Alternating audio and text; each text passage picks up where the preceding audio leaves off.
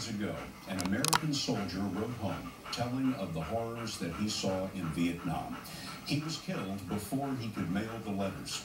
They were later taken by the North Vietnamese, but tonight they are finally coming home. Wyatt Andrews picks up the story. His letters capture the emotion, fear, and determination of a soldier in the heat of the Vietnam War. Fighting in the brutal A. Shaw Valley near Hue, Sergeant Steve Flaherty recalls in a letter to his mom, "Our platoon started off with 35 men, but winded up with 19 men. In another, he vows, nothing seems to go well for us, but we'll take that ridgeline."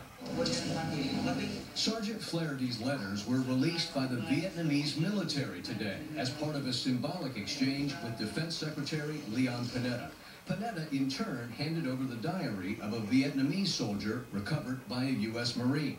But Flaherty's thoughts were a revelation to his grateful relatives in South Carolina, including his sister-in-law, Martha Gibbons. I had no idea what he was going through.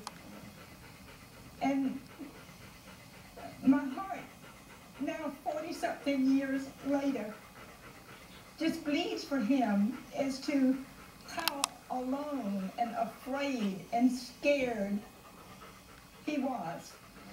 During the war, the Vietnamese had used the Flaherty letters as propaganda. He had once called the war dirty and cruel.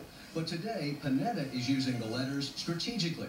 The U.S. wants stronger military ties with Vietnam, including U.S. access to Cam Ranh Bay. And the exchange of veteran artifacts is part of breaking the ice.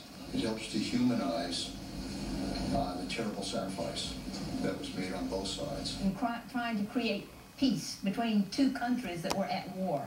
I just think it is fantastic. It's been 43 years since he died serving his country, but now in the letters that he wrote but could never send, Sergeant Flaherty serves his country still. Wyatt Andrews, CBS News, Washington.